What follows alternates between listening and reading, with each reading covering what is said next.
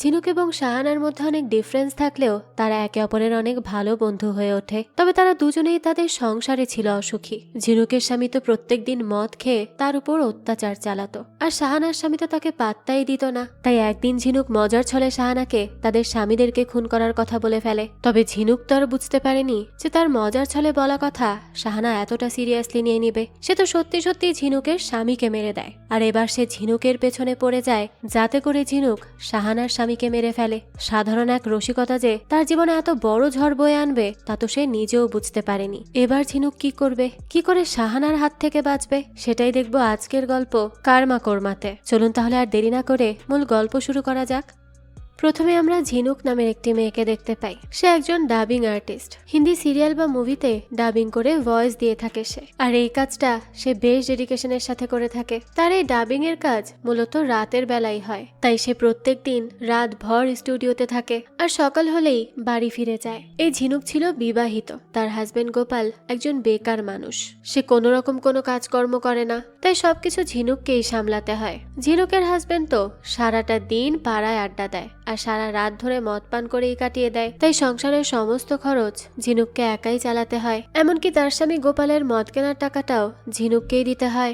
সংসার জীবনে ঝিনুক একটুও সুখী না। তারপরেও সে কষ্ট করে যাচ্ছে। এত কষ্ট করে সারা রাত কাজ করে বাড়ি ফেরার পর সে দেখে যে তার স্বামী মদ খেয়ে মরার মতো পড়ে আছে। মাঝে মাঝে তো ঝিনুক কনফিউজড হয়ে যায় যে লোকটা কি আদৌ বেঁচে আছে না মরে গেছে। প্রত্যেকদিন একই দৃশ্য দেখতে দেখতে ঝিনুক একেবারে বিরক্ত হয়ে যায়। আর শুধু এতটুকু হলেও হয়তো ঝিনুকের জীবনটা ভালোভাবেই কেটে যেত, কিন্তু এই মদের নেশায় আসক্ত গোপাল তো ঝিনুকের টাকাতে মদ খেয়ে উল্টো তার উপরেই টর্চার করে। প্রতিনিয়ত সে তাকে অপমান অপদস্থ করে যায়। ঝিনুকের জীবন যখন একেবারে একঘেয়েমিতে ভরে গিয়েছিল, তখনই তার জীবনে টুইস্ট নিয়ে আসে একটা বিজ্ঞাপন। একদিন সকালবেলা কাজ শেষে বাড়ি ফিরেই সে একটা নিউজ পেপারে কুকিং ওয়ার্কশপের বিজ্ঞাপন দেখতে পায়। ওয়ার্কশপটা 3 দিনের। সেখানে স্পেশাল কিছু খাবার বানানো শেখানো হবে। তবে এই ওয়ার্কশপে পার্টিসিপেট করতে হলে তো মোটা অঙ্কের পেমেন্ট করতে হতো। তবে ঝিনুকের তো খুব ইচ্ছা যে সেই ওয়ার্কশপে পার্টিসিপেট করবে, তাই তার কিচেনে লুকিয়ে রাখা তার কিছু জমানো টাকা ছিল, সেটা সে বের করতে থাকে। সে আসলে চেক করছিল যে তার টাকাগুলো ঠিকঠাক আছে কিনা, আর সেগুলো ঠিক আছে দেখে সে একটু স্বস্তির নিঃশ্বাস ফেলে। এসব টাকা সে তার স্বামীর থেকে লুকিয়ে লুকিয়ে জমিয়েছিল, তাই এবার সেই টাকাগুলো দিয়েই ওই কুকিং ওয়ার্কশপে পার্টিসিপেট করার সিদ্ধান্ত নেয়। পরদিনই দেখা যায় ঝিনুক চলে যায় সেই ওয়ার্কশপে। এখানে বেশ কয়েকজন মহিলা পার্টিসিপেট করেছিল, আর সেখানে শেফ সাজিদই সবাইকে ওয়েলকাম জানায়। এই ওয়ার্কশপে সবার শেষে উপস্থিত হয় ঝিনুক। এখানে প্রায় সব টেবিলই ফুল ছিল, শুধুমাত্র একটা টেবিলে একটা চেয়ার খালি ছিল। ঝিনুক তখন পারমিশন নিয়ে সেখানে বসে পড়ে। ওই টেবিলে শাহানা নামের একটা মেয়ে বসেছিল। তাকে দেখেই বোঝা যাচ্ছিল সে বেশ অভিজাত পরিবারের কেউ। তো সে নিজেই সাথে ঝিনুকের সাথে কথা বলে। তবে ঝিনুক যেহেতু খুবই সাধারণ পরিবার থেকে এসেছে, তাই সে প্রথমে শাহানার সাথে একটু কথা বলতে আনকমফোর্টেবল ফিল করছিল। তবে এই শাহানা মিশুক স্বভাবের হওয়ায় বেশ অল্প সময়ের মধ্যেই ঝিনুকের সাথে ভাব জমিয়ে ফেলে। তো এরপরে কুকিং শুরু হওয়ার সময় দেখা যায় ঝিনুক বেশ এক্সাইটেড হয়ে বলতে থাকে যে আমার না অনেক দিনের শখ ছিল যে অ্যাপ্রন পরে কিচেনে রান্না করব। সে শাহানাকে আরো বলে যে আমার একটা স্বপ্ন আছে যে একদিন আমার নিজের একটা রেস্টুরেন্ট হবে, কিন্তু আমার কি মনে হয় জানো, আমার স্বপ্ন স্বপ্নই থেকে যাবে। জীবনের এত এত দায়িত্বের মধ্যে আমার স্বপ্নগুলো চাপা পড়ে গেছে। সে আরো জানায় যে আসলে আমার হাজবেন্ড কিছুই করে না, তাই আমাকেই ডাবিং করে সংসার চালাতে হয়। শাহানা তার এই সব কথাগুলো বেশ মনোযোগ সহকারে শোনে, আর তাকে বলতে থাকে স্বপ্ন মানে তো অধরা বস্তু, তবুও স্বপ্নকে পুষে রাখতে হয়। শাহানার এই কথাটা ঝিনুকের বেশ ভালো লাগে। এরপর দেখা যায় শাহানা ঝিনুকের দিকে তাকিয়ে তার চুলগুলোতে হাত বোলায় আর বলতে থাকে তোমার চুলগুলো তো বেশ সুন্দর, তবে একটু যদি কেটে ছোট ছোট করো তাহলে তোমাকে আরো সুন্দর লাগতো। আর তুমি যদি তোমার চুল ছোট করো তাহলে তোমার চোখগুলোও বেশ ভালোভাবে দেখা যাবে। তোমার চোখগুলো তো অনেক সুন্দর, এই সুন্দর চোখগুলো লুকিয়ে রেখো না, নিজের সৌন্দর্যকে প্রকাশ করো, এতে দেখবে তোমারও ভালো লাগবে। শাহানার এই কথাগুলো ঝিনুকের অনেক ভালো লাগে। তার কথায় ঝিনুক বেশ ভালোই প্রভাবিত হয়। ওই দিনই দেখা যায় সে সোজা পার্লারে গিয়ে চুলগুলো ছোট করে ফেলে আর নিজের একটা নিউ লুক ক্রিয়েট করে। কাজের চাপে একসময় নিজেকে হারিয়ে ফেলা ঝিনুক এখন নিজের যত্ন নিতে শুরু করেছে। সে যেন নতুন নতুন করে জীবন ফিরে পাচ্ছিল। পরদিনে দেখা যায় ঝিনুক বেশ পরিপাটি হয়ে সে কুকিং ওয়ার্কশপে যাওয়ার জন্য বের হয়। তবে বাড়ি থেকে বের হতে না হতেই দেখা যায় সেখানে গোপাল বসে রয়েছে। সে সেখানের চায়ের দোকানে বসে আড্ডা দিচ্ছিল। সে তো তাকে দেখেই তার পথ আটকে দাঁড়ায়। আর ঝিনুককে এরপর সে সবার সামনে তাচ্ছিল্য করে বলতে থাকে, কি ব্যাপার, এত সেজেগুজে কোথায় যাওয়া হচ্ছে শুনি? ঝিনুক তখন বলে, এক্সট্রা ডাবিং সেশন আছে, সেখানেই যাচ্ছি। এই কথা শুনে গোপাল বলতে থাকে, ও ভয়েস দেওয়ার জন্য হিরোইনের মতো সেজে যেতে হয় নাকি? তাছাড়া তোমার কাছে তো রাতে, এ দিনের বেলা কার কাছে যাচ্ছ?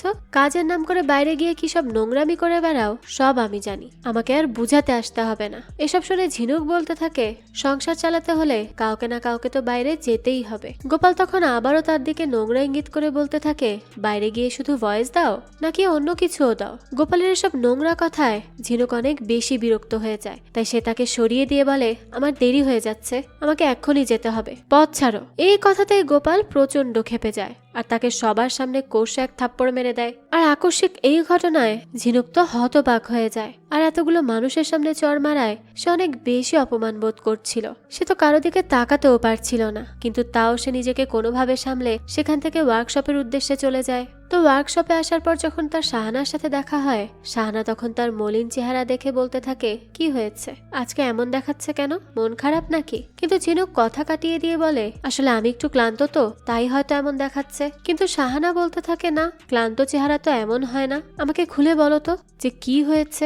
ঝিনুক এবার তার সামনেই কাঁদতে শুরু করে। সে আর তার ইমোশন ধরে রাখতে পারে না। সে বলতে থাকে যে আমার হাজবেন্ড আমাকে মানুষ বলেই মনে করে না, আমি তোর কাছে শুধুমাত্র একটা হাতের পুতুল, যার সাথে যা ইচ্ছে তাই করা যায়। সে সব সময় আমাকে টর্চার করে, এটা আর নতুন কিছু নয়। কিন্তু আজ রাস্তার মাঝখানে সবার সামনে সে আমার সাথে যা ব্যবহার করলো তা কখনোই ভুলে যাওয়ার মতো নয়। এসব আমি কোনোভাবেই মেনে নিতে পারছি না। আমি তো এখন ভাবছি যে আমি ওই বাড়িটাতে ফিরবো কিভাবে। আমি তো লজ্জায় মুখও দেখাতে পারবো না কাউকে। সে আমাকে আজ এতটাই অপমান করেছে। এই সব কিছু শুনে শাহানা ঝিনুককে বলতে থাকে, তোমার আর আমার পৃথিবী একেবারে আলাদা হলেও আমাদের জীবনটা কিন্তু প্রায় একই রকম। এরপর শাহানা নিজের জীবনের গল্প বলতে শুরু করে। শাহানার হাজবেন্ড অর্জুন অনেক বড় একজন আইভিএফ সার্জন। জীবনে কোনো কিছুর কমতি নেই শাহানার। টাকা পয়সা, গাড়ি বাড়ি, আভিজাত্য সবই আছে তার। তার যখন যা প্রয়োজন হয় সবকিছু হাতের কাছে এনে দেওয়ার চেষ্টা করে অর্জুন। তবে সে সবকিছু দিলেও দেয় না শুধু সময় আর ভালোবাসা।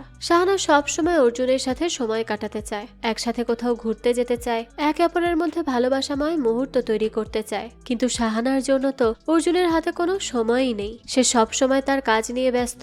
আর সে কারণে এত আভিজাত্যের মধ্যেও শাহানা সবসময় একাকিত্বে ভোগে। শাহানা এরপর ঝিনুককে বলতে থাকে, দেখো, আমার বাড়ি, গাড়ি, শাড়ি, গয়না সবকিছুই আছে, কিন্তু কথা বলার একটা মানুষ নেই। মন খারাপ হলে জড়িয়ে ধরবো কিংবা মন খুলে হাসবো, কোনো কিছুরই উপায় নেই। এমন কেউ নেই যার সাথে আমি আমার সুখ দুঃখ শেয়ার করব। এসব কথা বলতে বলতেই শাহানা হঠাৎ কান্না করে দেয়। আসলে এই সুখ জিনিসটা ভীষণ অদ্ভুত। কারো হাজবেন্ড ইনকাম করে না বলে অসুখী, আবার কারো হাজবেন্ড কোটিপতি হয়েও সে অসুখী। এভাবে কথা বলতে বলতে তাদের আজকের সেশন শেষ হয়ে যায়। এরপরই রাতের বেলা ঝিনুক বাড়ি ফিরে আসে। এরপর সে গোপালকে জানায় যে সে একটা লোকের সঙ্গে গোপালের চাকরির ব্যাপারে কথা বলেছে। কিন্তু এই কথা শুনেও গোপাল নোংরা নোংরা ইঙ্গিত দিতে থাকে। সে বলতে থাকে, তোমাকে তো বাজারে বিলিয়েই দিয়েছি, তাহলে আমি আবার কাজ করতে যাব কেন? এই কথা শুনে ঝিনুক আর চুপ থাকে না। সে ঘুরেই তাকে বলতে থাকে, তোমার লজ্জা করে না নিজের স্ত্রীকে এসব বলতে? সকালে পাড়ার অতগুলো মানুষের সামনে আমার গায়ে হাত তুললে, আমাকে অপমান অপদস্থ করলে, এতে কি পাড়ায় তোমার সম্মান খুব বেড়ে গেল নাকি? গোপাল তখন তাকে আরো নিচু করে কথা বলতে থাকে। সে বলতে থাকে, তুমি আবার কিসের স্ত্রী? যে একটা সন্তান দিতে পারে না সে আবার স্ত্রী হয় নাকি? সে বলতে থাকে, তোমার কাছে তো একটা সন্তানই চেয়েছিলাম, কিন্তু সেটাও হয়নি তোমার দ্বারা। সে আরো বলে যে তুমি আসলে আমার জীবনের একটা অভিশাপ। এই কথা শুনে ঝিনুক একেবারে চুপ হয়ে যায়। সে আর কোনো উত্তরই দেয় না। আসলে গোপালের এসব বাজে আচরণে সে এখন অভ্যস্ত হয়ে গেছে। দৃশ্য চলে যায় পরের দিন। ঝিনুক আবারও ওয়ার্কশপে যায়। আজ ছিল এই ওয়ার্কশপের লাস্ট ডে, তাই আজ সবাই বেশ আনন্দ করছিল, গল্প গুজবে মেতেছিল। এই 3টা দিন ঝিনুকের অনেক ভালো কেটেছে। এই সব কিছুই সে শাহানাকে বলছিল। তারা কথা বলছিল, তখনই দেখা যায় শাহানার কাছে একটা কল আসে। কলটা করেছিল অর্জুন। অর্জুন তাকে জানায় যে সে তার সমস্ত ব্যাংক অ্যাকাউন্ট ব্লক করে দিয়েছে। আসলে রিসেন্টলি শাহানা একটা ব্রেসলেট কিনেছে, তাই অর্জুন অর্জুনের মনে হয়েছে যে সে অতিরিক্ত টাকা খরচ করছে, তাই সে এই কাজটা করেছে। অর্জুনের এসব কথা শুনে শাহানা হতবাক হয়ে যায়, তাই সে মন খারাপ করে থাকে। এই ব্যাপারটা ঝিনুক দূর থেকে দেখে আর তাকে জিজ্ঞেস করে, কি হয়েছে তোমার? শাহানা ঝিনুককে তখন সবটা জানায় আর কাঁদতে কাঁদতে বলে, অর্জুন আসলে আমাকে কোণ ঠাসা করে মেরেই ফেলতে যাচ্ছে। সেই সময় ঝিনুক তার কাছে আসে আর তাকে সান্ত্বনা দিয়ে মজা করে বলতে থাকে, চলো একটা কাজ করি, আমার হাজবেন্ডকে তুমি মেরে ফেলো আর তোমার হাজবেন্ডকে আমি মেরে ফেলি, শয়তান দুটো শেষ হয়ে যাবে আর কেউ কিচ্ছু টের পাবে না। কি বলো, করবে নাকি? ঝিনুকের এই কথা শুনে শাহানা খুবই অবাক হয়ে যায় আর তার দিকে হতবাক হয়ে তাকিয়ে থাকে। তখনই ঝিনুক হাসতে হাসতে বলে, আরে আমি তো মজা করে বলেছি। তো অনেকদিন পর মন খুলে হাসে ঝিনুক। শাহানাও তখন কোনো কথা না বলে ঝিনুকের দিকে তাকিয়ে চুপচাপ তার হাসি দেখে। দৃশ্য চলে যায় পরদিন সকালে। সকাল হতে না হতেই ঝিনুকের বাড়িতে তাণ্ডব হয়ে যায়। গোপাল জানতে পারে যে ঝিনুক কুকিং ওয়ার্কশপে গিয়েছিল আর সেখানে পার্টিসিপেট করতে সে 10,000 টাকা খরচ করেছে। ঝিনুক তাকে না জানিয়ে এই ওয়ার্কশপে যাওয়ায় গোপাল তো বাড়িতে ভাঙচুর শুরু করে দেয়। সে বলতে থাকে, এতগুলো টাকা কোথায় পেলি তুই? চুরি করেছিস নাকি? ঝিনুক প্রথমে ঘাবড়ে গেলেও পরবর্তীতে বলতে থাকে, আমি আমার ইনকামের টাকা খরচ করেছি, এতে তোমার সমস্যা কোথায়? আমার টাকা দিয়ে আমি যা করি তাতে তোমার কি? গোপাল তখন বলতে থাকে, এই জীবন তোর ভালো লাগছে না তাই না? হাই সোসাইটির বড়লোক বন্ধু দরকার। এসব বলতে বলতে গোপাল ঝিনুককে খুব মারতে থাকে। এমনকি সে তো ঝিনুককে নিয়ে গিয়ে বেলকনি থেকে ফেলে দেওয়ারও হুমকি দেয়। ঝিনুক এতেও কিচ্ছু বলে না, সে চুপচাপ সবকিছু সহ্য করে যায়। এরপর সন্ধ্যাবেলা দেখা যায় ঝিনুক ডাবিং ভয়েস করার জন্য তার স্টুডিওতে চলে যায়। তবে সময়ের আগে কাজ শেষ হওয়াতে ভয়েস রেকর্ডার রনি বেশ খুশি হয়ে যায়। ঝিনুক তখন বলতে থাকে, তাড়াতাড়ি শেষ হই বা কি লাভ, সকালের আগে তো আর বাস পাবো না। তখন রনি বলতে থাকে, সমস্যা কি, আজ একটা ট্যাক্সিতে করে চলে যাও। ঝিনুক তখন জানায়, আসলে ট্যাক্সির বদলে বাসে যাওয়া আসা করি দেখেই তো একটু টাকা জমাতে পারি, আমার জন্য ট্যাক্সি পোষাবে না। তো ঝিনুককে যেহেতু পরদিন সকাল পর্যন্ত বাসের জন্য অপেক্ষা করতে হবে, তাই রনি তাকে পাশের একটা কফি শপে যাওয়ার জন্য অফার করে। কিন্তু ঝিনুক বাহানা দেখিয়ে বিষয়টা এড়িয়ে যায়। এমনিতেও গোপাল তাকে খুব বাজেভাবে সন্দেহ করে, তাই সে স্টুডিওর বাইরে গিয়ে একটা ছেলের সাথে কফি খাওয়ার সাহস মোটেও করতে পারছিল না। যাক, রাতটা সে কোনোভাবে ওই স্টুডিওতে কাটিয়ে সকালবেলা বাড়ি ফিরতে থাকে। তবে বাড়ির কাছাকাছি এসে সে দেখতে পায় সেখানে অনেক জটলা হয়ে আছে। শুধু তাই নয়, এখানে পুলিশও এসেছে। ঝিনুক তখন ভিড় ঠেলে এগিয়ে গেলে দেখতে পায় গোপালের রক্তাক্ত নিথর দেহ সেখানে পড়ে আছে। বেলকনি থেকে পড়ে গিয়ে মৃত্যু হয়েছে তার। গোপালকে এই অবস্থায় দেখে একেবারে হতভম্ব হয়ে যায় ঝিনুক। তবে হ্যাঁ, সে একটুও কষ্ট পায় না, কেননা এতদিন সে অসহ্য যন্ত্রণা সহ্য করেছে।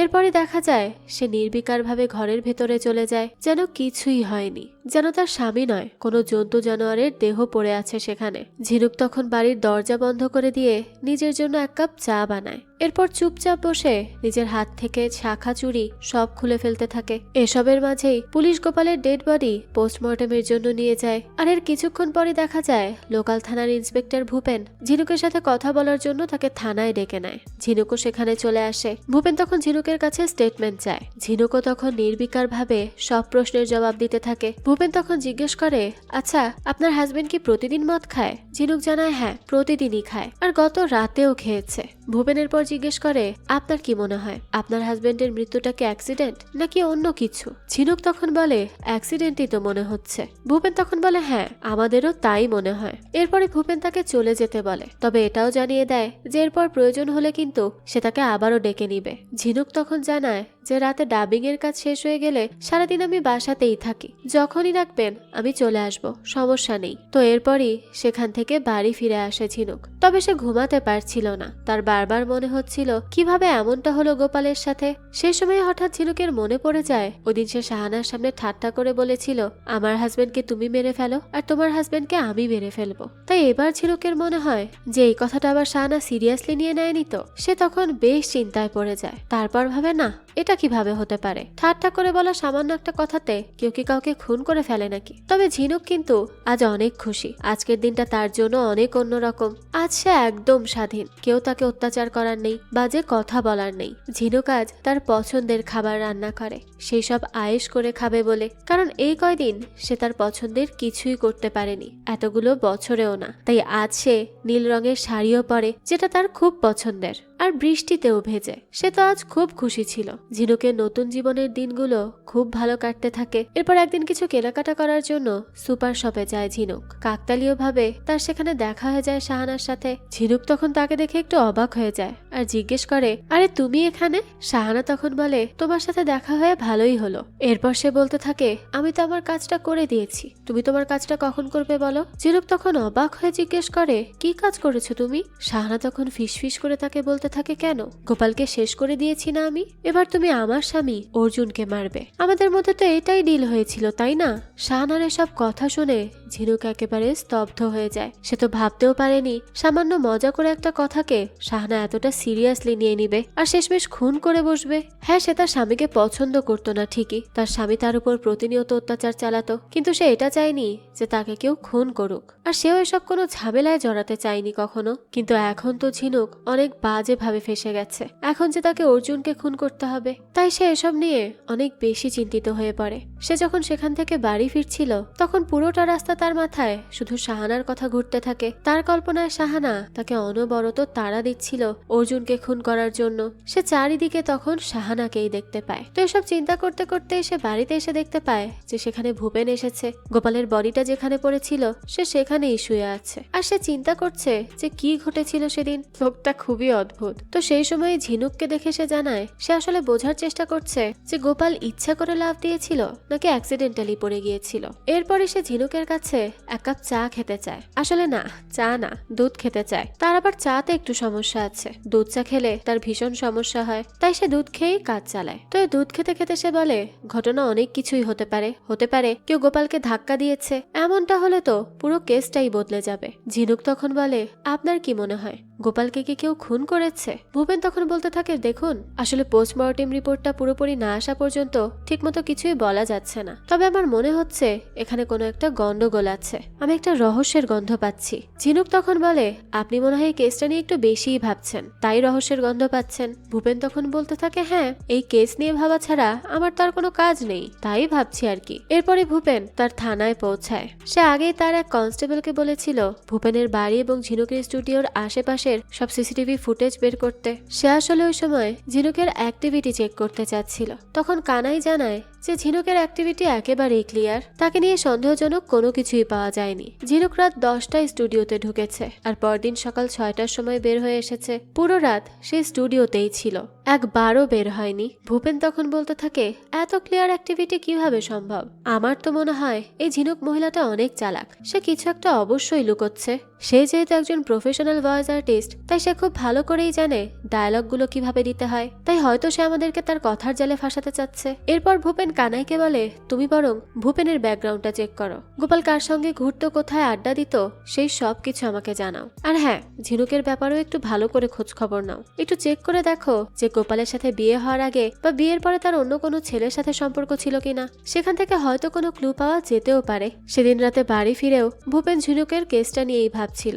এরপরই সে তার মায়ের রুমে যায়, কিন্তু দেখে তার মা ঘুমিয়ে পড়েছে। তাই সে চুপচাপ জানালার পর্দা টেনে দিয়ে বাইরে বেরিয়ে আসে। এরপরই সে আনমনে গান শুনতে শুনতে রাতের খাবার খেতে থাকে আর এই কেস নিয়ে চিন্তা করতে থাকে। ওদিকে ঝিনুককে দেখা যায় সে স্টুডিওতে রেকর্ড করছিল, কিন্তু তখনও তার মনের ভিতর শুধুমাত্র শাহানার কথাই ঘুরপাক খাচ্ছিল।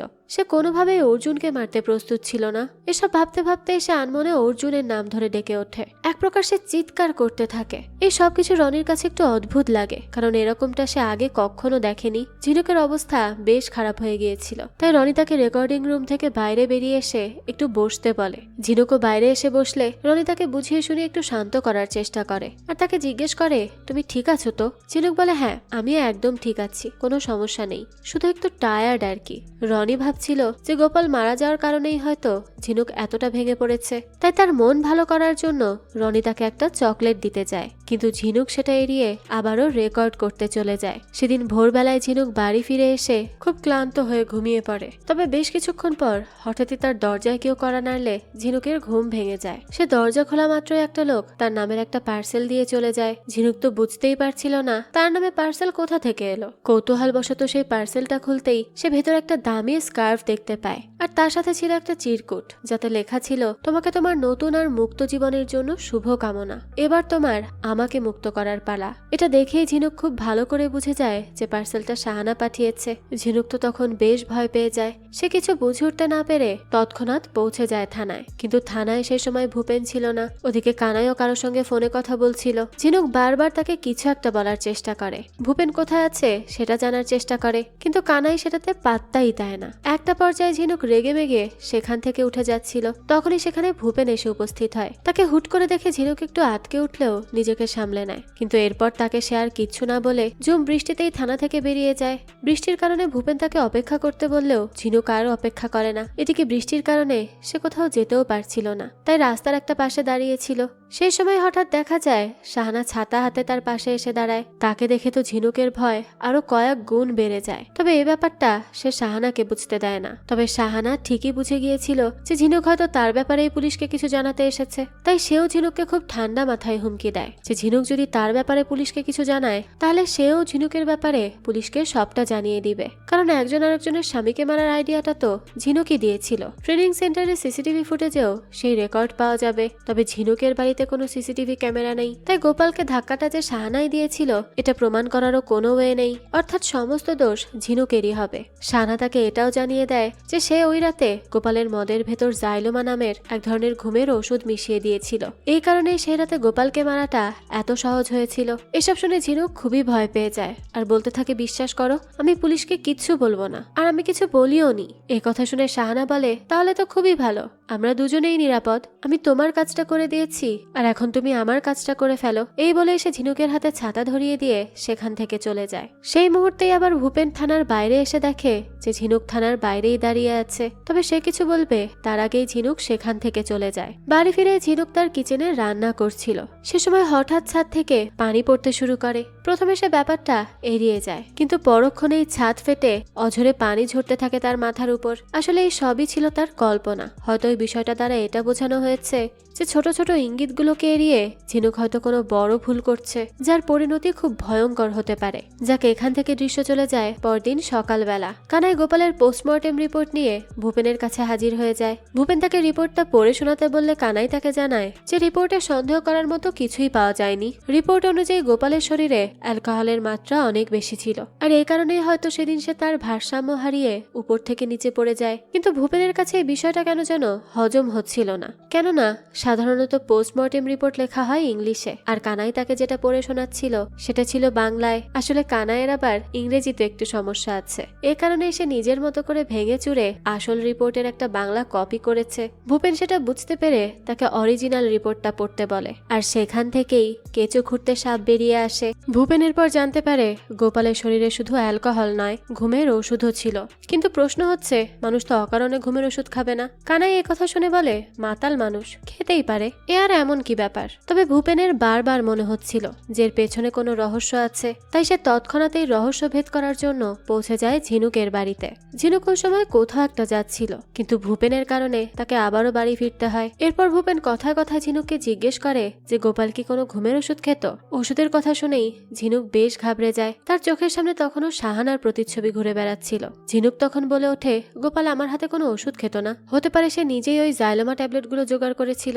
আমাদের পাড়ার ওষুধের দোকানদারের সাথে ওর খুব ভালো সম্পর্ক, সেখান থেকেই হয়তো নিয়েছে। এই কথাটা শুনে ভূপেনের মনে সন্দেহ আরো বেড়ে যায়, কারণ সে তো কোনো স্পেসিফিক ওষুধের নাম বলেনি। তাহলে জাইলোমা ট্যাবলেটের ব্যাপারে ঝিনুক কি করে জানলো? তবে সেই বিষয়টা ঝিনুককে বুঝতে দেয় না, শুধু জিজ্ঞেস করে, আচ্ছা আপনি গতদিন থানায় কিছু একটা বলতে গিয়েছিলেন কিন্তু সেটা বলতে পারলেন না, তাহলে সেই কথাটা এখন বলে দিন, নাহলে মনের মধ্যে আবার খচখচ করবে। ঝিনুক তো এই কথা শুনে বেশ চিন্তায় পড়ে যায়, কারণ সত্যিটা বললেও তাকে বিপদে পড়তে হবে, আর না বললেও বিপদে পড়তে হবে। প্রচন্ড হতাশ হয়ে সে বলে, আসলে গোপাল আমাকে অনেক মারতো, এত বেশি টর্চার করতো যে মানুষকে আমি যদি সেটা শেয়ার করি তাহলে তারা ভাববে আমি সিম্প্যাথির জন্য নাটক করছি, কিন্তু আসলে তা নয়। ও সত্যি আমাকে অনেক টর্চার করতো। ও আমাকে মানুষ বলেই গণ্য করতো না, আমার অস্তিত্ব বিলীন করে দেওয়ার চেষ্টা করতো সব সময়। ভূপেন এসব শুনে চুপচাপ সেখান থেকে বেরিয়ে আসে, সে কোনো রকম রিয়াক্টই করে না। এরপরে ঝিনুক চলে যায় একাডেমিতে শাহানার ওই বান্ধবীর সাথে দেখা করতে, যে কিনা শাহানাকে ওই কুকিং কোর্সে ভর্তি করিয়েছিল। ঝিনুক তার কাছে শাহানার ব্যাপারে জিজ্ঞেস করে। এতে ওই মহিলাটা একটু অবাকই হয়, আর উল্টো সে ঝিনুককে জিজ্ঞেস করতে থাকে, তাকে তোমার কি দরকার? তোমার ঘরেও কি শাহানা ভর করেছে নাকি? এই কথাটা ঝিনুকের কাছে বেশ অদ্ভুত লাগে। তখনই শাহানার বান্ধবী জানায় যে শাহানা মোটেও সুবিধার মানুষ নয়, মাঝে মধ্যে তো আমিও ওকে অনেক ভয় পাই। মানুষের ক্ষতি দেখে ও অনেক বেশি খুশি হয়, এমনকি পুরো দুনিয়াও যদি ধ্বংস হয়ে যায় সে আর মনে তার কফির কাপে চুমুক দেবে আর মুচকি মুচকি হাসবে, তার যেন কিছুই যায় আসে না। এসব কথা শুনে ঝিনুক আরো বেশি ঘাবড়ে যায়। সে তখন শাহানার বান্ধবীকে জানিয়ে দেয় যে সে তাকে তার আর অর্জুনের সম্পর্কের দূরত্বের ব্যাপারে জানিয়েছে, অর্জুনের খারাপ মানসিকতার ব্যাপারে বলেছে। এসব শুনে শাহানার ওই বান্ধবী বলে এটা একেবারেই মিথ্যা কথা, অর্জুনের মতো ভালো মানুষ দ্বিতীয়টা হয় না। ওর হসপিটাল থেকে অনেক মানুষ উপকৃত হয়েছে, সমস্যাটা আসলে অর্জুনের নয়, সমস্যাটা শাহানার। এরপরে সে ঝিনুককে মৌসুমী নামের একটা মেয়ের ব্যাপারে জানায়, যাকে গত বছর শাহানা টার্গেট করেছিল। সেই মেয়েটা ভীষণ মিষ্টি ছিল, তার সাথেও শাহানা ঠিক ঝিনুকের মতোই ভুলিয়ে ভালিয়ে বন্ধুত্ব করে নিয়েছিল। এরপর তারও ব্রেন ওয়াশ করেছে।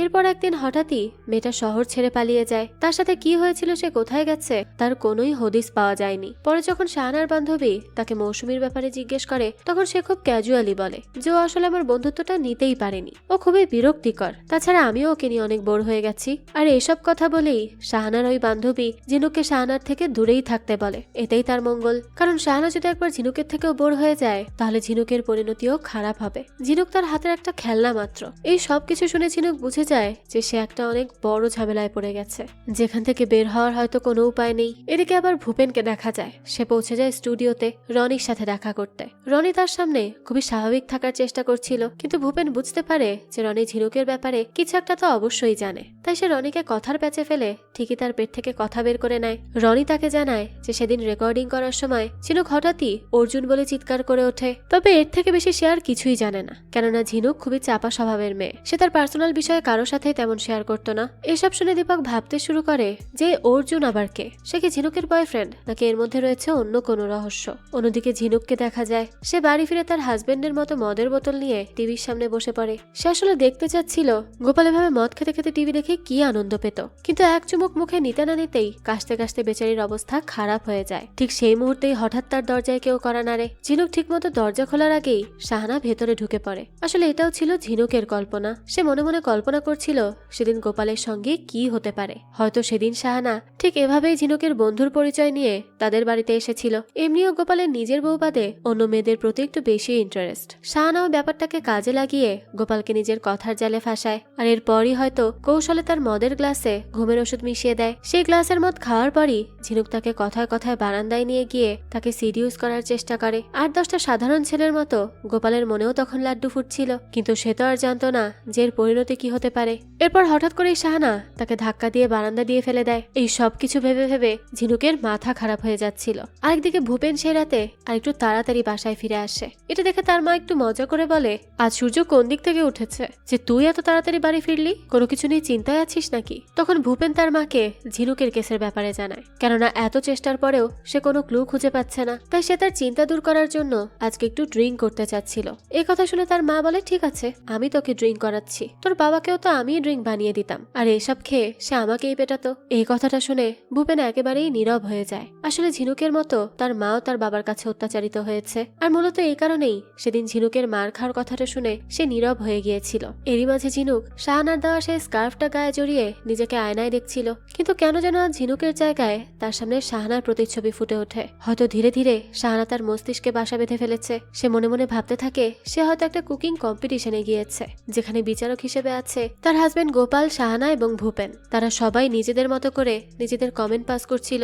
সবশেষে ঝিনুক তার মাস্টারপিস ডিশটা সবার সামনে প্রেজেন্ট করে, যেটা ছিল অর্জুনের কাটা মাথা। এটা দেখা মাত্রই ঝিনুক ঘুম থেকে জেগে ওঠে, অর্থাৎ এটা একটা দুঃস্বপ্ন ছিল। ঘুম থেকে উঠা মাত্রই পেপারওয়ালা এসে তাকে পেপার দিয়ে যায়। সে পেপার খোলা মাত্রই সেখান থেকে একগাদা সিনেমা হলের টিকিট বেরিয়ে আসে। সে খুব ভালো করেই বুঝে যায় যে এটাও শাহানার কাজ, তাই সে চুপচাপ পৌঁছে যায় সিনেমা হলে। সেখানের বেশিরভাগ সিটি শাহানা আগে থেকে বুক করে রেখেছিল, তাই ঝিনুক চুপচাপ সেখানে গিয়ে মুভি দেখতে থাকে।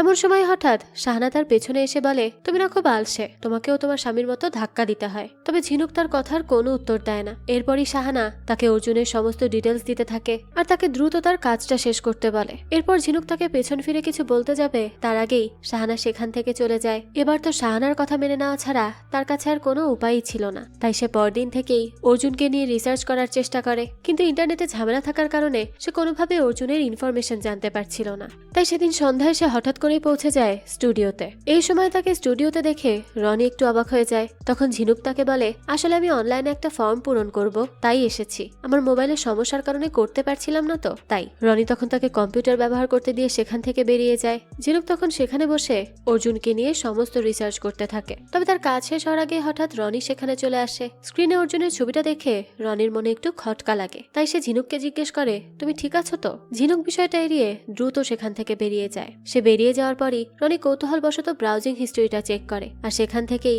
সে অর্জুনের নাম দেখে একটু চিন্তায় পড়ে যায়। এদিকে ভূপেন তখনও ঝিনুকের বিষয়টা নিয়ে ভাবছিল। এত সিম্পল একটা কেস নিয়ে তাকে এত বেশি ভাবতে দেখে কানাই বলতে থাকে, স্যার আপনি এত চিন্তা করবেন না, এটা একটা অ্যাক্সিডেন্টাল কেস ছিল।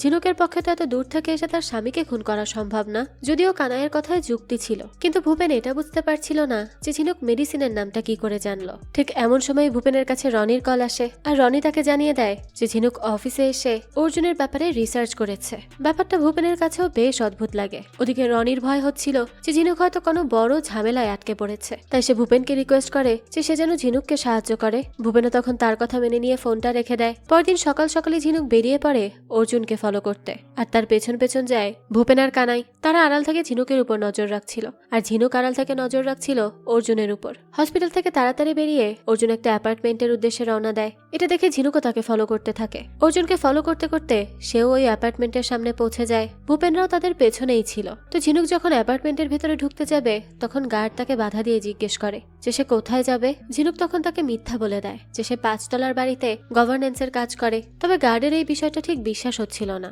কারণ এর আগে সে ঝিনুককে ওই অ্যাপার্টমেন্টে দেখেনি। তাই সে যখন 5 তলায় ফোন করে কনফার্ম হতে যাচ্ছিল তখনই ঝিনুক বলতে থাকে, আসলে ওখানে যে গভর্নেন্স কাজ করে সে আজকে আসতে পারেনি, তাই তার পরিবর্তে আমাকে পাঠানো হয়েছে। সে নিজেকে পুষ্প নামে পরিচয় দেয়। ঘটনাক্রমে 5 তলার ফ্ল্যাটে আসলে একজন গভর্নেন্স কাজ করত, তাই গার্ড আর বিষয়টা নিয়ে খুব একটা মাথা ঘামায় না। এরপরে ঝিনুক তাড়াতাড়ি ভেতরে যায়, কিন্তু সেখানে সে অনেকগুলো লিফট দেখতে পায়। সেটার মধ্যে একটা লিফট চালু ছিল যেটা 10 তলায় যাচ্ছিল। ঝিনুক বুঝতে পারে অর্জুনের নিশ্চয়ই ওই লিফটে করেই গিয়েছে, তাই সেও অর্জুনের পেছন পেছন পৌঁছে যায় 10 তলায়। আর সেখানে গিয়ে সে সত্যি সত্যি অর্জুনকেও পেয়ে যায়। ঝিনুক আড়াল থেকে অর্জুনের উপর নজর রাখছিল।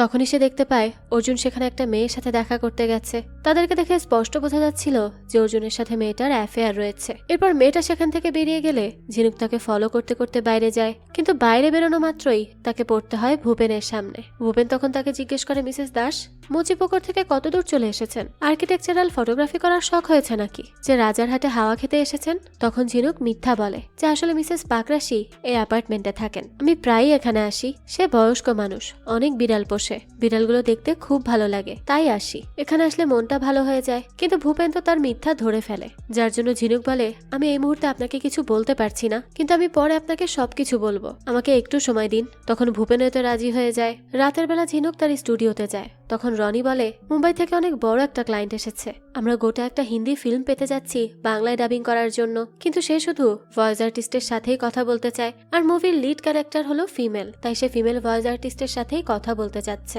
তার সাথে কথা বলেই সে ডিসিশন নিবে। এরপরে ঝিনুক ভেতরে যায় আর দেখে তার সামনে শাহানা বসে আছে। তাকে দেখেই সে অবাক হয়ে যায়। আসলে শাহানা এই ক্লায়েন্ট সেজে ফিল্মের অজুহাতে ঝিনুকের সাথে দেখা করতে এসেছে। শাহানা তখন ঝিনুকের সাথে একা কথা বলার জন্য রনিকে বাইরে পাঠিয়ে দেয়। রনি বাইরে চলে গেলে শাহানা ঝিনুককে বলে, কি ব্যাপার, তুমি তো পুরো উধাও হয়ে গেছো। এরপরে ঝিনুক আমতামতা করে বলে, রাজারহাটে অর্জুনের একটা অ্যাপার্টমেন্ট আছে, সেখানে একটা অল্প বয়সী মেয়ে থাকে। এ কথা শুনে শাহানা বলে, আমি তোমাকে অর্জুনের ইনফরমেশন কালেক্ট করতে বলিনি। ঝিনুক তখন বলে, আমি জানি তুমি আমাকে কি করতে বলেছো, কিন্তু আমি সেটা করতে পারবো না। তুমি আমার ব্যাপারটা বোঝার চেষ্টা করো, আমি তো কোনো খুনি নই, আমি কিভাবে একটা খুন করব? আর কি কোনো উপায় নেই? তুমি এই লোকটাকে ডিভোর্স দিতে পারো না? শাহানা তখন বলে, ছেড়ে দিব, আর তারপর সবাই আমাকে করুণা করবে, সমাজ তখন আমাকে নিয়ে গসিপ করবে, আর ওই কোচি মেয়েগুলো জিতে যাবে। এটা আমি করতে পারবো না। সে আমার বিশ্বাস আর যৌবন কেড়ে নিয়েছে, আমার পুরো জীবনকে তামাশা বানিয়ে দিয়েছে, আর কোনো উপায় নেই। তবে তুমি ঠিকই বলেছো, ডিরেক্ট কিছু করতে গেলে ঝামেলায় পড়তে হবে, তাই আমাদের সিম্পল কিছু ভাবতে হবে। শাহানা বলতে থাকে, অর্জুনের ডায়াবেটিস আছে, সে রোজ ইনজেকশন দেয়, আমি শিওর তার রাজারহাটের ওই অ্যাপার্টমেন্টেও ফ্রিজে ইনজেকশন থাকবে। তুমি নিজেই ভাবো, সে একজন ডক্টর, সে নিজের হেলথ নিয়ে অনেক বেশি কেয়ারফুল। তবে তার ইনসুলিনটা যদি একটু ভুল হয়ে যায়, তার ইনসুলিনের ইনজেকশনের জায়গায় যদি অন্য কিছু দেওয়া হয়, তাহলেও কিন্তু অর্জুনের ছুটি হয়ে যাবে। কি বলো? ঝিনুক ঝিনুক তো এসবের কোনোটারই উত্তর দেয় না, শুধু চুপচাপ সব শোনে। দৃশ্য চলে যায় ভূপেনের কাছে। সে গোপালদের এলাকার সে ওষুধের দোকানদার নিতাইয়ের সাথে কথা বলে আর তার কাছে ওই জাইলোমা ওষুধের ব্যাপারে জানতে চায়, কিন্তু নিতাই জানায় সে তো এই ধরনের কোনো ওষুধ বিক্রিই করে না। রাতের বেলা দেখা যায় ঝিনুক শাহানার কথা মতো অর্জুনের ইনসুলিনে ঢুকানোর জন্য পয়জন রেডি করে। পরদিনই ঝিনুক সে পয়জন নিয়ে লুকিয়ে অর্জুনের অ্যাপার্টমেন্টে ঢুকে পড়ে। অর্জুন তখন গোসল করছিল। ঝিনুক সেই সুযোগেই ফ্রিজটা খুলে অর্জুনের ইনসুলিনটা বের করে আর সেখানে পয়জন দিতে যায়, কিন্তু তখনই তার মনে পড়ে গতদিন অর্জুন একটা বয়স্ক লোককে রাস্তা পার করতে সাহায্য করেছিল, আর এটা তো একটা ভালো কাজ। আর এই কথা মনে পড়াতেই সে আর সেখানে পয়জন দিতে পারে না, সে সেখান থেকে চলেই যাচ্ছিল। তখনই অর্জুনের ল্যাপটপে একটা মেসেজ আসে। এটা দেখে সে অর্জুনের ল্যাপটপ চেক করতে বসে। সেখানে সে অর্জুনের সঙ্গে অনেকগুলো অল্প বয়স্ক মেয়েদের ছবি দেখতে পায়। ঝিনুক তার ফোনে সেই সব ছবি তুলে নেয়। সেখানে ঝিনুক কিছু মেডিকেল রিপোর্টও খুঁজে পায়। সে তখন সেগুলোরও ছবি তুলে নেয়। ঠিক সেই মুহূর্তে অর্জুন বাথরুম থেকে বের হয়ে আসে। শব্দ পেয়ে ঝিনুক অর্জুনের ল্যাপটপ বন্ধ করে তার অ্যাপার্টমেন্ট থেকে কোনোভাবে বেরিয়ে যায়। অর্জুন তখন বাইরে এসে কাউকেই দেখতে পায় না, যার ফলে সে কিছু বুঝতেও পারে না। ঝিনুক ওই ছবিগুলো নিয়ে সরাসরি ভূপেনের কাছে চলে যায়। ঝিনুক তাকে সব ছবি দেখায়। ঝিনুক বলে এটা একটা সাংঘাতিক ব্যাপার, কিন্তু বিষয়টা কি তা বুঝতে পারছি না। ভূপেন তখন বলতে থাকে, আপনি যা দেখালেন সেটা অনেক বড় একটা ব্যাপার, এটা একটা ইন্টারন্যাশনাল অপারেশন। ভূপেন আসলে ঝিনুককে কিছু বলতে চাইছিল না, তবে ঝিনুক তাকে রিকোয়েস্ট করলে সে বলে যে আপনি যে মেয়েগুলোর ছবি দেখালেন তারা সেরোগেসির জন্য তৈরি হচ্ছে। ওই রিপোর্টগুলোর মাধ্যমে এটাই দেখাচ্ছে যে তারা সেরোগেসির জন্য তৈরি কিনা। সেরোগেসির কন্ট্রাক্ট 100% ইলিগাল ব্যাপার। এই লোকটা হিউম্যান এমব্রয়ের ব্যবসা করছে। তার ক্লায়েন্ট আছে ইউরোপ আমেরিকাতে। এটা এক ধরনের হিউম্যান ট্রাফিকিং। অর্জুন আসলে অল্প বয়সী মেয়েদের ভ্রূণ বাইরের দেশে পাচার করে অনেক টাকা ইনকাম করত।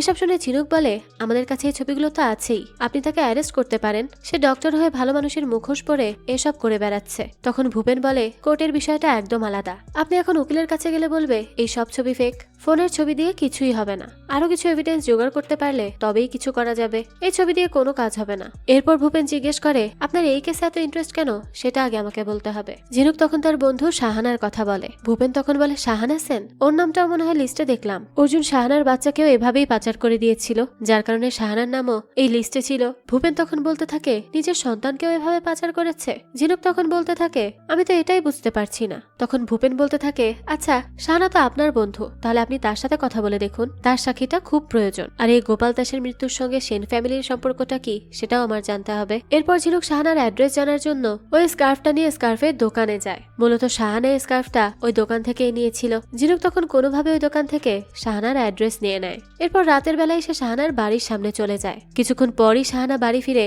সেখানে ঝিনুককে দেখতে পায়। তাকে দেখে সে একটু অবাকই হয়ে যায়। এরপরই শাহানা ঝিনুককে নিয়ে একটা জায়গায় গিয়ে বসে। সে ঝিনুককে বলতে থাকে, এবারও তুমি পারোনি তাই না? ঝিনুক তখন বলে, শাহানা তুমি অর্জুনকে যা ভাবছো অর্জুন সেটা নয়। শাহানা তখন বলে, ও সে তাহলে তোমাকেও ম্যানেজ করে নিয়েছে?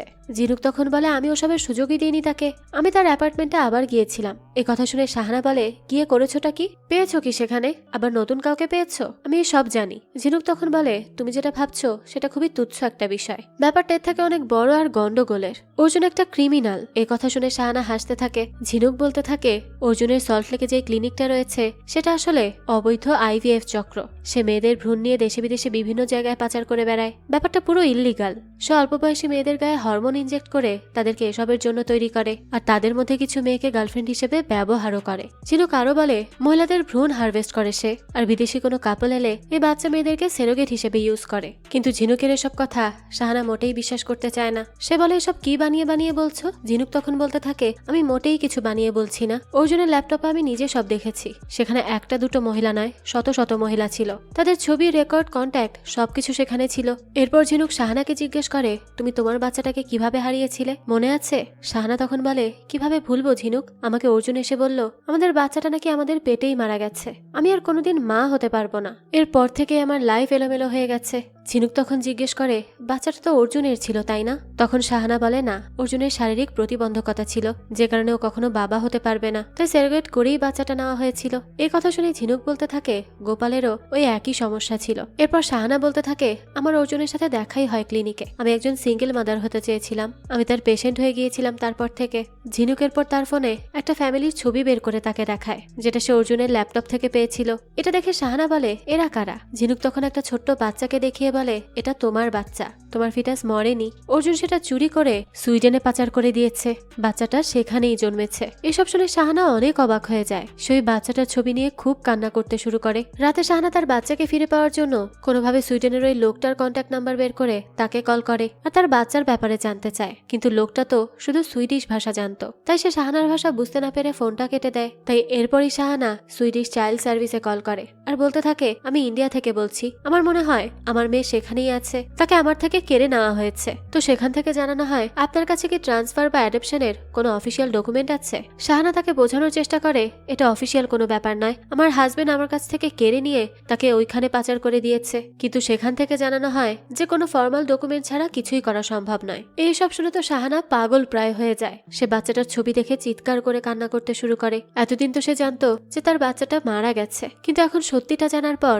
সে তার সন্তানকে কাছে পাওয়ার জন্য পাগল হয়ে যায়। কিন্তু শাহানা কোনোভাবেই কারো সাহায্য পাচ্ছিল না, তাই সে সন্তানের ছবিটা বুকে জড়িয়ে ধরে হাউমাউ করে কাঁদতে থাকে। এরপরই ঝিনুক আর ভূপেন মিলে অর্জুনকে ধরার জন্য প্ল্যান বানায়। পরদিন ওই প্ল্যান অনুযায়ী ঝিনুক খুব সুন্দর করে রেডি হয়ে ভূপেনকে নিয়ে অর্জুনের ওই ক্লিনিকে যায়। তারা কাপল হিসেবে অর্জুনের অ্যাপয়েন্টমেন্ট নেয়। কিছুক্ষণ পরে ভূপেন আর ঝিনুককে অর্জুনের কেবিনে ডাকা হয়। অর্জুন তখন বলতে থাকে, আপনারা অ্যাব্রড থেকে আমার সাথে দেখা করতে এসেছেন, শুনেছি আপনারা নাকি আজ রাতেই মালয়েশিয়াতে ফিরে যাবেন। ভূপেন তখন বলতে থাকে, হ্যাঁ, তবে ভাবলাম তার আগে আপনার সাথে দেখা করে যাই, আপনার অনেক প্রশংসা শুনেছি। অর্জুন তখন খুশি হয়ে যায় আর জিজ্ঞেস করতে থাকে, আমি আপনাদের কিভাবে সাহায্য করতে পারি? ভূপেন বলে, আমরা কুয়ালালামপুরে থাকি, আমরা 10 বছর ধরে বাচ্চার জন্য চেষ্টা করছি, কিন্তু কোনোভাবেই কাজ হচ্ছে না। মালয়েশিয়ার বেস্ট ফ্যাসিলিটি আমরা ট্রাই করেছি, তবে সেখানে লিগ্যাল ব্যাপারটা খুবই কমপ্লিকেটেড। সবাই বলেছে আপনার কাছে এলে আপনি কোনো একটা সাহায্য করতে পারবেন, তাই আপনার কাছে আসা। অর্জুন তখন বলে, আশা কখনো বিফলে যায় না, কখনো কখনো একটু অন্যরকম ভাবে অ্যাপ্রোচ করা দরকার।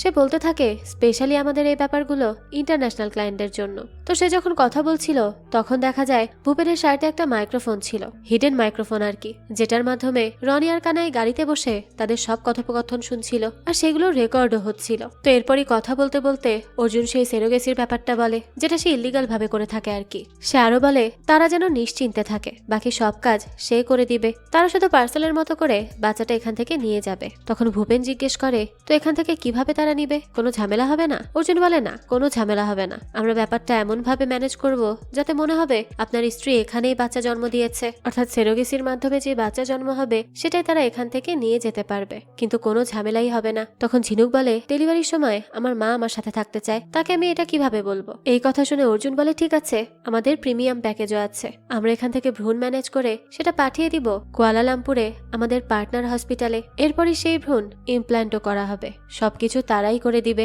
তারপর আর কি, বাচ্চাটা নর্মাল প্রসেসে আপনার মায়ের সামনেই ডেলিভারি হবে, তাহলে তার কোনো ঝামেলা থাকলো না। এসব শুনে ঝিনুক বলে, এগুলো কি ইলিগাল না? তখন অর্জুন বুঝাতে থাকে, দেখুন, ল সায়েন্সের থেকে অনেক পিছিয়ে আছে, আমরা তো লাইফ ক্রিয়েট করার জন্য বিজনেস করি, এর থেকে বড় আর কি হতে পারে? তো দেখা যায় ভূপেন আর ঝিনুক অর্জুনের কাছ থেকে তার সব অবৈধ বিজনেসের কথা বের করে আনে। ফাইনালি ভূপেন আর ঝিনুক তাদের প্ল্যান সাকসেসফুল করে। রাতে ঝিনুক শাহানার বাড়িতে যায়। শাহানা তো তার বাচ্চার জন্য অনেক আপসেট ছিল। সে ঝিনুককে জিজ্ঞেস করে, কিছু করতে পারলে? ঝিনুক তখন বলতে থাকে, আশা করি পেরেছি, তবে আমি তোমার অর্জুনকে মারতে পারিনি শাহানা। শাহানা তখন বলে, ইটস ওকে, আমারও তোমার গোপালকে মারতে হয়নি। এরপরে দৃশ্য চলে যায় ফ্ল্যাশব্যাকে। আমরা দেখতে পাই সেদিন আসলে শাহানা তার সাথে কথা বলতে এসেছিল ঠিকই, কিন্তু গোপাল এতটা বেশি মাতাল ছিল যে নিজেই ব্যালেন্স হারিয়ে বারান্দা থেকে পড়ে যায় আর সেখানেই তার মৃত্যু হয়। এখানে আসলেই শাহানার কোনো হাত নেই, এটা নিতান্তই একটা অ্যাক্সিডেন্ট ছিল।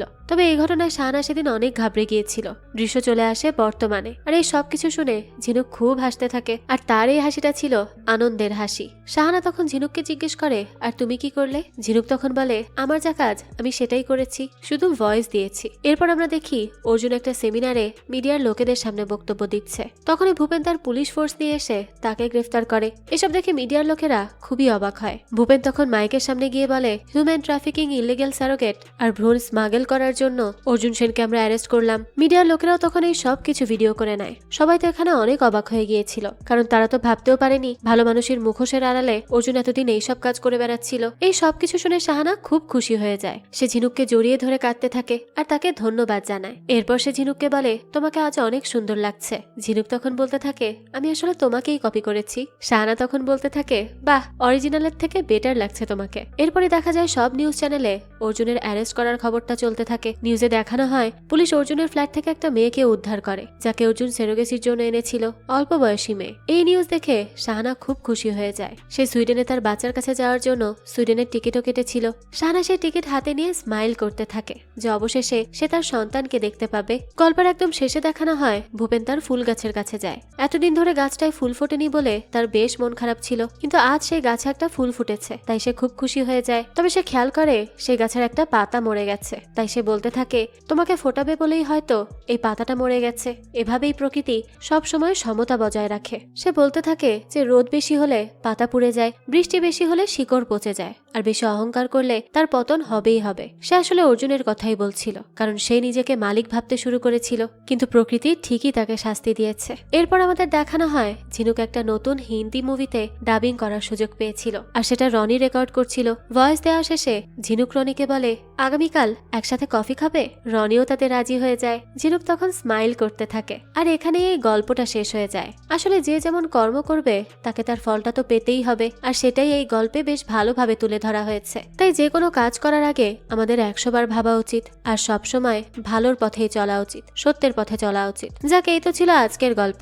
এই গল্পটা আপনাদের কাছে কেমন লেগেছে সেটা অবশ্যই আমাদেরকে কমেন্ট করে জানাবেন। যদি এতটুকুও ভালো লেগে থাকে তাহলে একটি লাইক দিয়ে যাবেন। আর হ্যাঁ, আমাদের এই চ্যানেলে কিন্তু প্রতিনিয়তই নতুন নতুন ভিডিও আপলোড করা হয়। সেই সব ভিডিওর আপডেট পেতে আমাদের চ্যানেলটিকে সাবস্ক্রাইব করে বেল আইকনে অল দিয়ে রাখতে কিন্তু ভুলবেন না। আর একটা কথা, আমাদের সকল ভিডিওর আপডেট পেতে জয়েন করতে পারেন আমাদের হোয়াটসঅ্যাপ চ্যানেলে, লিংক ডেসক্রিপশন বক্সেই দেওয়া আছে। আজকে তাহলে এই পর্যন্তই, আবারও হাজির হব নতুন কোনো ভিডিও নিয়ে। সেই পর্যন্ত সবাই ভালো থাকবেন আর আমাদের চ্যানেলের সাথেই থাকবেন।